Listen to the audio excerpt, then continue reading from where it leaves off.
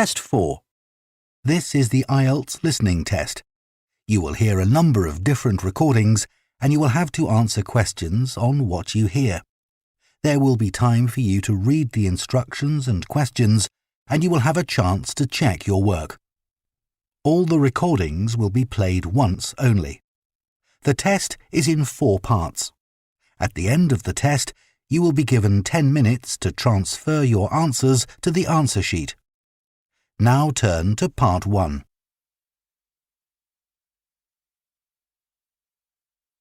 Part 1. You will hear a man phoning to inquire about a cleaning service for his apartment. First, you have some time to look at questions 1 to 5.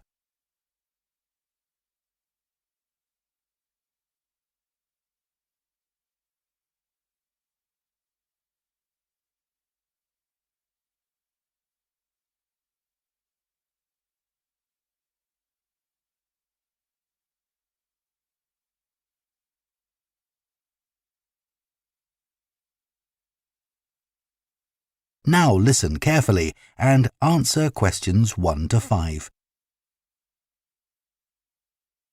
Hello, Easy Life Cleaning Services, Jacinta speaking. Oh, hello.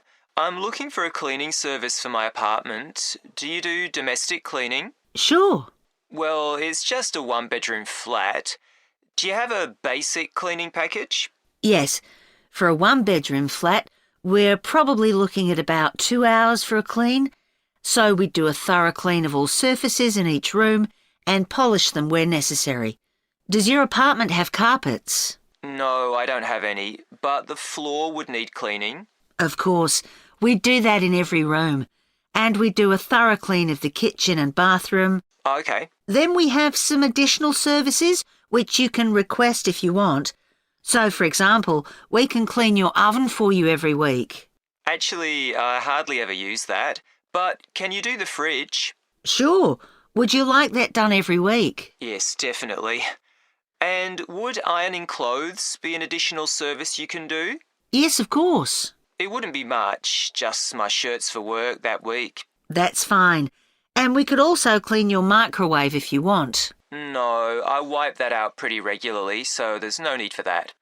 We also offer additional services that you might want a bit less often, say every month. So, for example, if the inside of your windows need cleaning, we could do that. Yes, that'd be good. I'm on the 15th floor, so the outside gets done regularly by specialists, but the inside does get a bit grubby. And we could arrange for your curtains to get cleaned if necessary. No, they're okay. But would you be able to do something about the balcony? It's quite small and I don't use it much, but it could do with a wash every month or so. Yes, we can get the pressure washer onto that.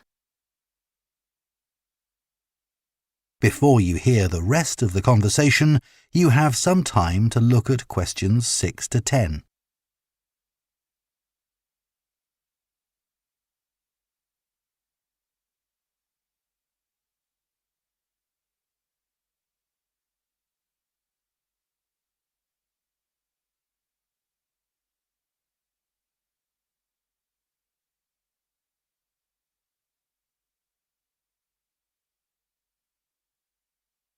Now listen and answer questions 6 to 10. Now, if you're interested, we do offer some other possibilities to do with general maintenance. For example, if you have a problem with water and you need a plumber in a hurry, we can put you in touch with a reliable one who can come out straight away. And the same thing if you need an electrician. Right, that's good to know. I've only just moved here, so I don't have any of those sorts of contacts. And I don't know if this is of interest to you, but we also offer a special vacuum cleaning system which can improve the indoor air quality of your home by capturing up to 99% of all the dust in the air. So if you're troubled by allergies, this can make a big difference. Right, in fact, I don't have that sort of problem, but I'll bear it in mind. Now, can you tell me a bit about your cleaning staff? Of course. So all our cleaners are very carefully selected. When they apply to us, they have to undergo a security check with the police to make sure they don't have any sort of criminal background. And of course, they have to provide references as well. Then if we think they might be suitable for the job, we give them training for it. That lasts for 2 weeks, so it's very thorough, and at the end of it they have a test. If they pass that, we take them on, but we monitor them very carefully. We ask all our clients to complete a review of their performance after every visit and to email it to us, so we can pick up any problems straight away and deal with them. Okay, well, that all sounds good. And will I always have the same cleaner? Yes, we do our best to organise it that way, and we usually manage it. Good, that's fine. Right, so I'd like to go ahead and... That is the end of Part 1. You now have half a minute to check your answers to Part 1.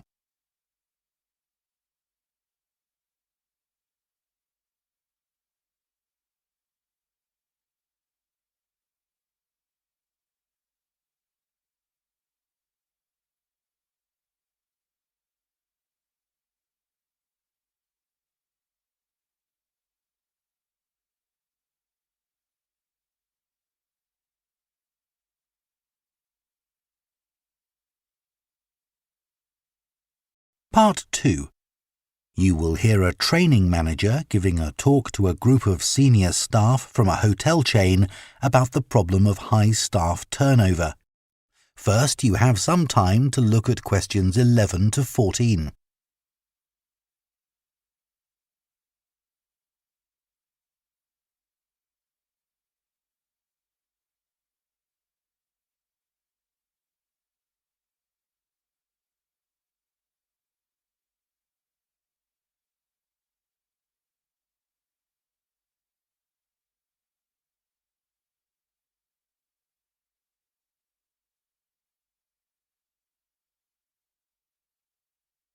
Now listen carefully and answer questions 11 to 14. As many of you here today have worked in the hotel industry for some time, I'm sure you have experienced the problem of high staff turnover in your hotels. Every hotel relies on having loyal and experienced members of staff who make sure that everything runs smoothly. If staff are constantly changing, it can make life difficult for everyone. But why do staff leave frequently in many hotels? Of course, many hotel jobs, such as cleaning, are low-skilled and are not well paid. A lot of managers think it's this and the long hours that are the main causes of high staff turnover. But what they don't realise is that it's the lack of training in many hotel jobs which is a huge factor. So what kind of problems does a high turnover of staff cause? Well, having to recruit new staff all the time can be very time-consuming, and managers may have to cover some duties while waiting for new staff to arrive. This means they don't have time to think about less immediate problems, such as how to improve their service. When staff leave, it can also severely affect the colleagues they leave behind. It has a negative effect on remaining staff, who may start to feel that they too should be thinking about leaving. So what can be done to change this situation? Firstly, managers should stop making basic errors which leave their staff feeling upset and resentful. When organising shifts, for example, make sure you never give certain staff preferential treatment. All staff should be given some choice about when they work, and everyone should have to work some evening and weekend shifts. If you treat staff fairly, they'll be more likely to step in and help when extra staff are needed. Keeping staff happy has other tangible benefits for the business. Take the Dunwich Hotel as an example. It had been experiencing a problem with staff complaints, and in order to deal with this, invested in staff training and improved staff conditions. Not only did the level of complaints fall, but they also noticed a significant increase in the amount each customer spent during their stay. They have now introduced a customer loyalty scheme, which is going really well. Before you hear the rest of the talk, you have some time to look at questions 15 to 20.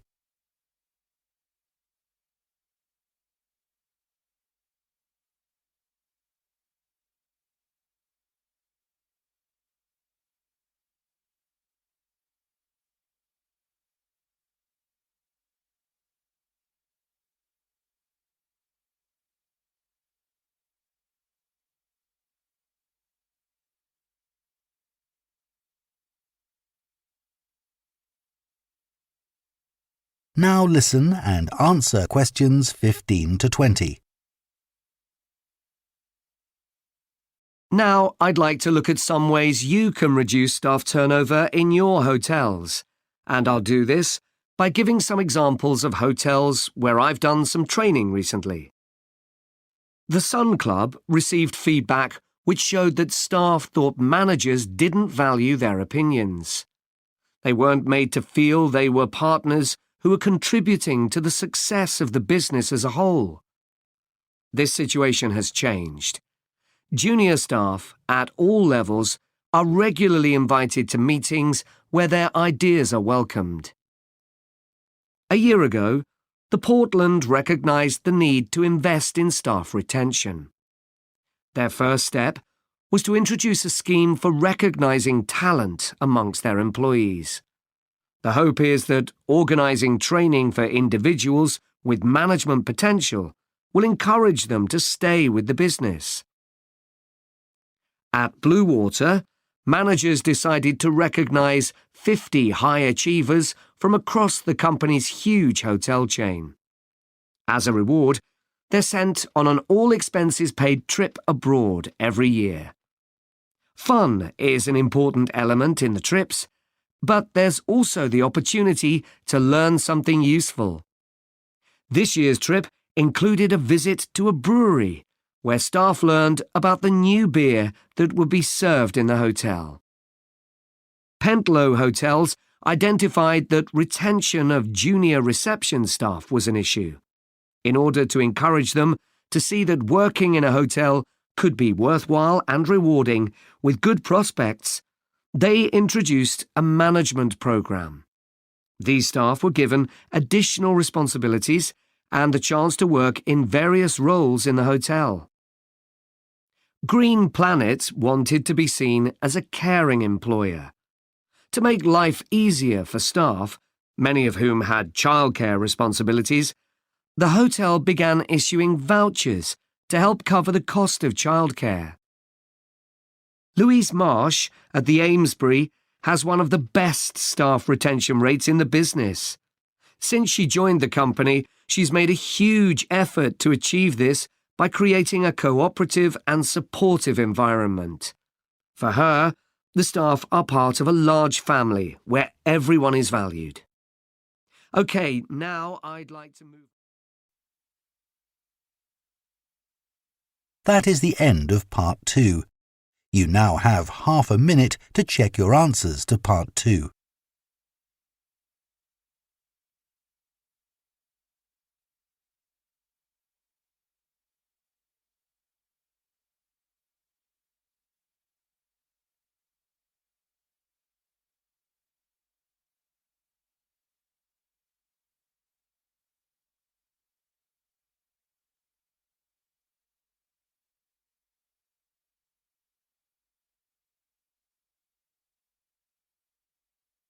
Part 3.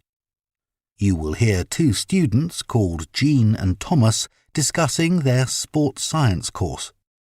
First, you have some time to look at questions 21 to 24.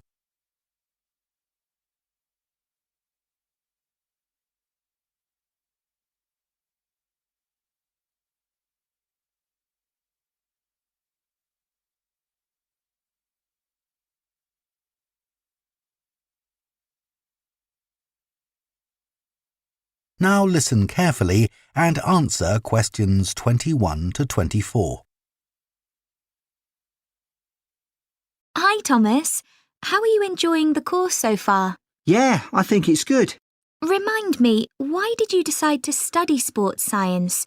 Didn't you want to be a professional athlete when you were at school? Yeah, that was my goal, and all my classmates assumed I would achieve it. They thought I was brilliant. That must have been a nice feeling. I thought I could win anything.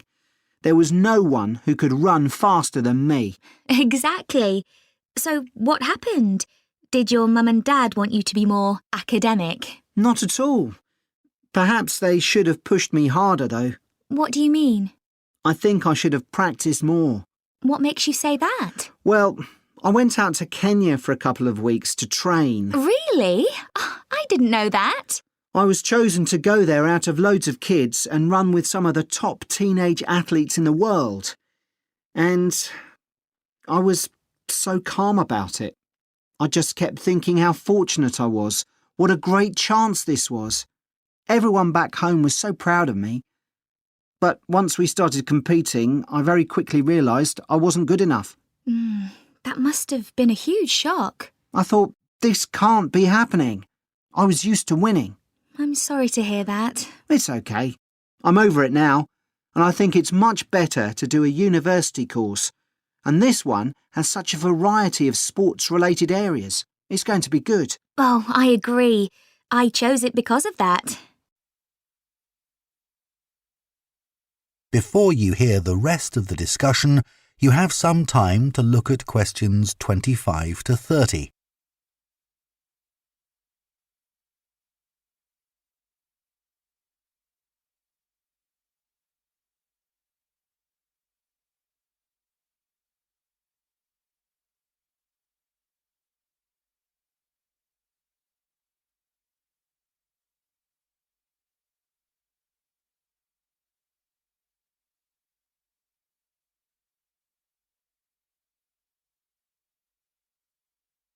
Now listen and answer questions 25 to 30. So, Jian, have you thought of any ideas for the discussion session next week on technology and sport? We have to cover more than one sport, don't we? Yeah. You know, we always think technology is about the future, but we could gather some ideas about past developments in sport. Look at early types of equipment, perhaps. I remember reading something about table tennis bats once, how they ended up being covered with pimpled rubber. 'Cause they were just wooden at first, I'd imagine. Yeah. In about the 1920s, a factory was making rolls of the rubber in bulk for something like horse harnesses. Really? Yeah, and someone realised that it would make a perfect covering for the wooden bats. So, what about cricket? That's had a few innovative changes. Maybe the pads they wear on their legs? I don't think they've changed much, but I'm just looking on the internet. And it says that when the first cricket helmet came in 1978, the Australian batsman who first wore it was booed and jeered by people watching because it was so ugly. Wow! Players have to protect themselves from getting hurt. I mean, everyone wears one now. Unlike the cycle helmet. Well, unless you're a professional. But you're right, many ordinary bikers don't wear a helmet. Hey, look at these pictures of original helmet designs. This one looks like an upside-down bowl. Yet the woman's laughing. She's so proud to be wearing it. It says serious cyclists ended up with wet hair from all the hard exercise. I guess that's why they have large air vents in them now, so that the skin can breathe more easily. OK, so we've done helmets. What about golf balls? Or better still, golf clubs. They've changed a lot. Yeah. I remember my great-grandfather telling me that because a club was made entirely of wood, it would easily break and players had to get another. There's no wood at all in them now, is there? No, they're much more powerful.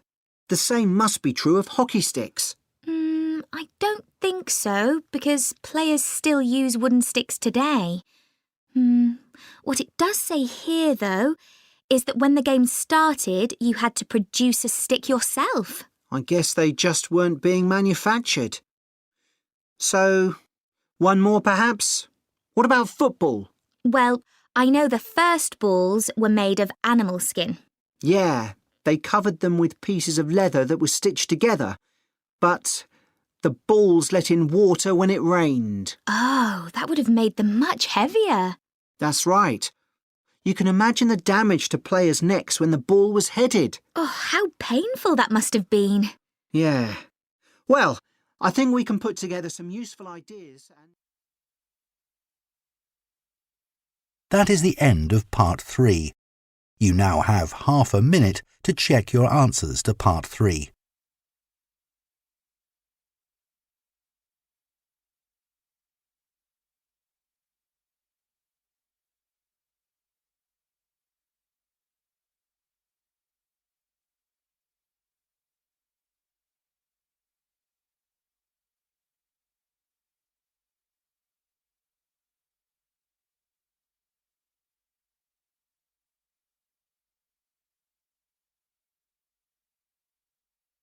Part 4. You will hear a presentation by a food science student about the production of maple syrup. First, you have some time to look at questions 31 to 40.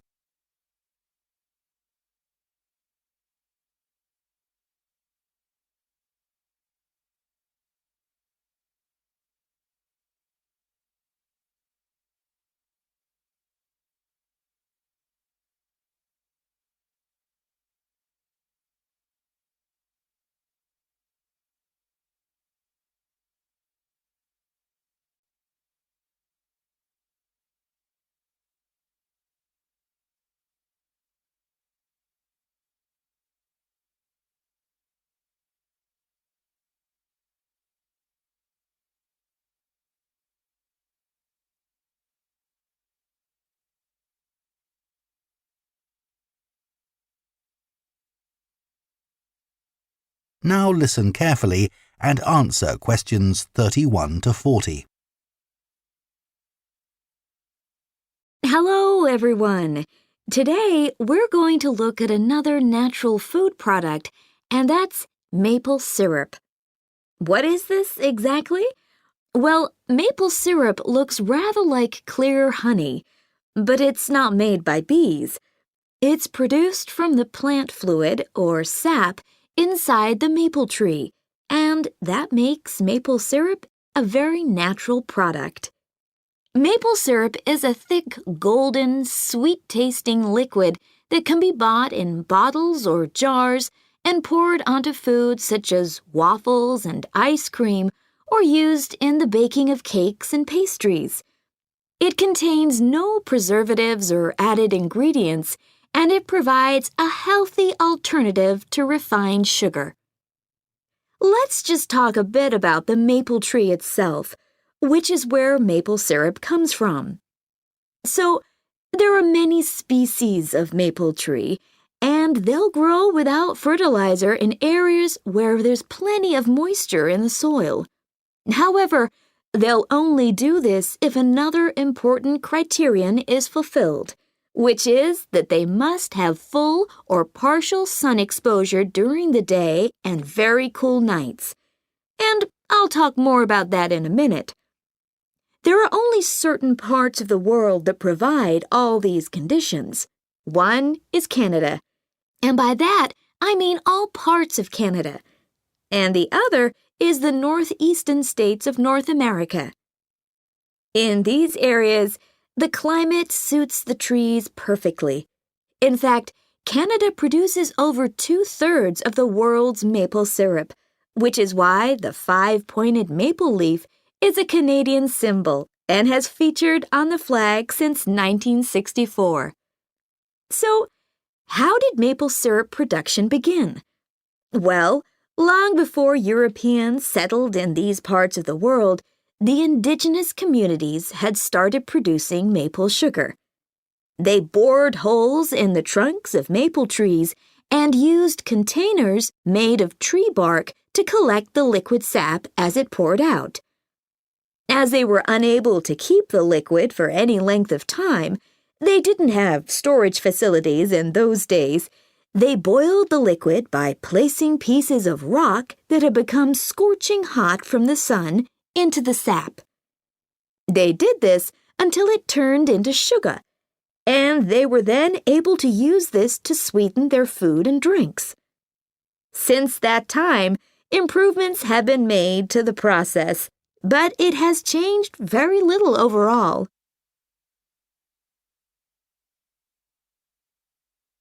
So, let's look at the production of maple syrup today.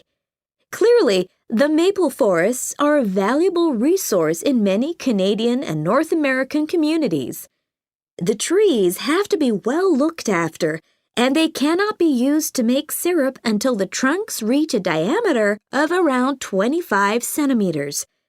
This can take anything up to 40 years.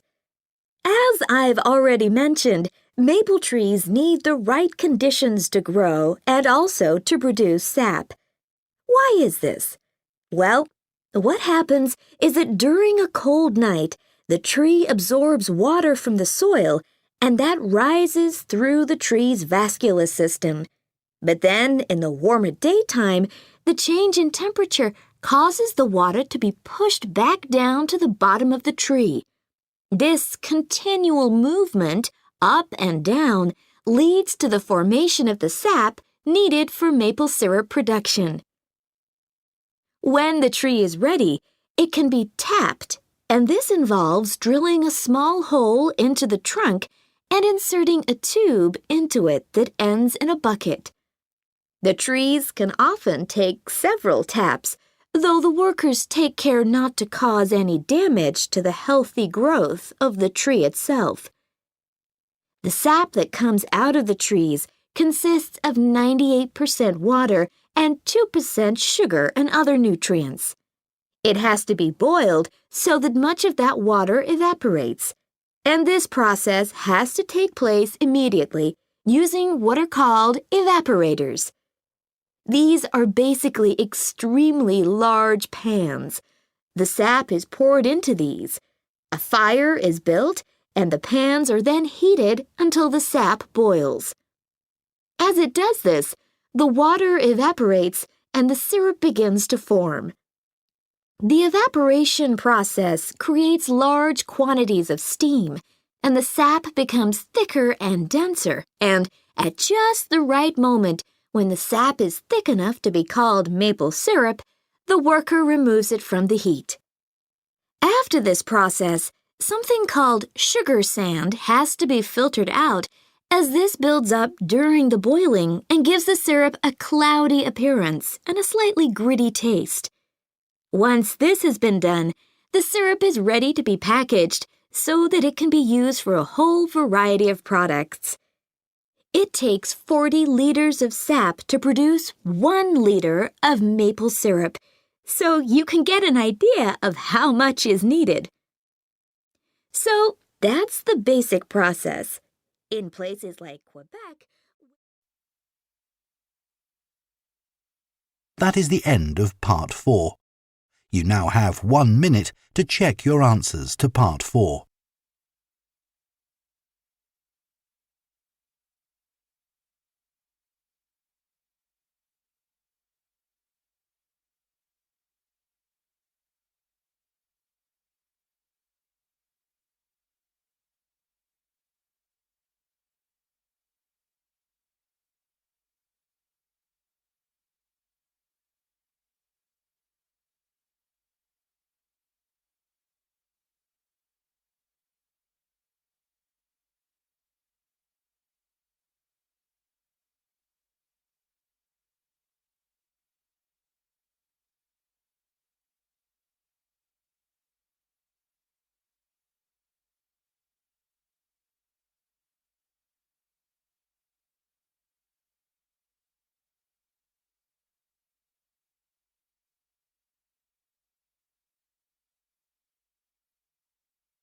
That is the end of the listening test.